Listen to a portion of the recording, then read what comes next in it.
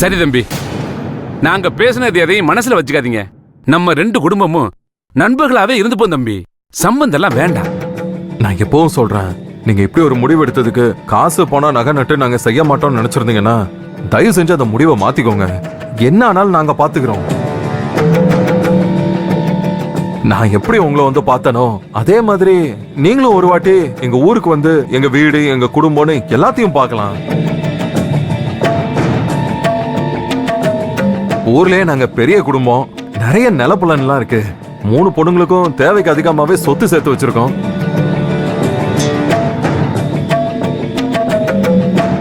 நீங்க வேணா மகேஷை கேட்டு பாருங்களேன், எங்க வீடு வாசல்லாம் எப்படி இருக்கும்னு. தாத்தா பாட்டிக்கு உங்க பையனை ரொம்ப பிடிச்சிருக்கு. அவங்களுக்கு மட்டும் இல்ல, எங்க குடும்பத்துல இருக்கிற எல்லாருக்குமே பிடிச்சிருக்கு. அதனாலதான் நான் இவ்வளவு தூரம் உட்கார்ந்து பேசிக்கிட்டு இருக்கேன். இல்லனா வேணான்னு நீங்க சொல்றதுக்கு முன்னாடியே நான் எழுந்து போயிட்டு இருப்பேன். ஒரு நல்ல சம்பந்தத்தை அவசரப்பட்டு முறிச்சிடக்கூடாதுன்னு தான் உங்ககிட்ட நான் திரும்ப திரும்ப பேசிக்கிட்டு இருக்கேன். ரைட்டு, நாம ஆரம்பிச்சிட வேண்டியதுதான்.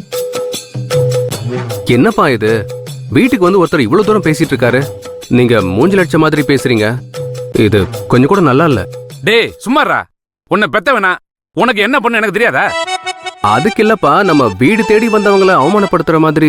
இது அவமானம்லாம் ஒண்ணு இல்ல. அவரை நான் மதிக்கிறேன். அவர் பேசுற முறையும் எனக்கு பிடிச்சிருக்கு. எல்லாம் சரி, ஆனா இது வாழ்க்கை சம்பந்தப்பட்ட விஷயம். அப்படி அவசரப்பட்டு எந்த முடிவும் எடுக்க முடியாது. இல்ல இல்ல, நீங்க அப்படியெல்லாம் அவசரப்பட்டு எந்த முடிவும் எடுக்க வேணாம். நல்லா நிதானமா யோசிச்சு சொன்னாலே போதும். நீங்க எவ்வளவு எதிர்பார்த்தாலும் நாங்க செய்யறதுக்கு தயாரா இருக்கோம். இங்க பாருங்க, வரதட்சணை வாங்குறதும் தப்பு, கொடுக்கறதும் தப்புன்னு நினைக்கிறவனா. இவ்வளவு நேரம் நீங்க 2 பேரும் பேசிட்டு இருந்ததால நான் எதுவும் தலையிடல. எனக்கு இதெல்லாம் சுத்தமா பிடிக்காது.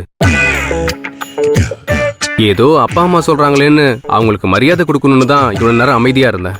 டேய் மகேஷ், பெரியவங்க பேசிட்டு இருக்கோம்ல. அதானே, அப்பா உன்னை மிலிட்டரி கண்ட்ரோல்ல வளர்த்திருக்கேன். இப்ப என்னடா புதுசா என் முன்னாடி என்ன எதிர்த்து பேசிட்டு இருக்க? சாரிப்பா. வாயை மூடிக்கிட்டு பேசாம அமைதியா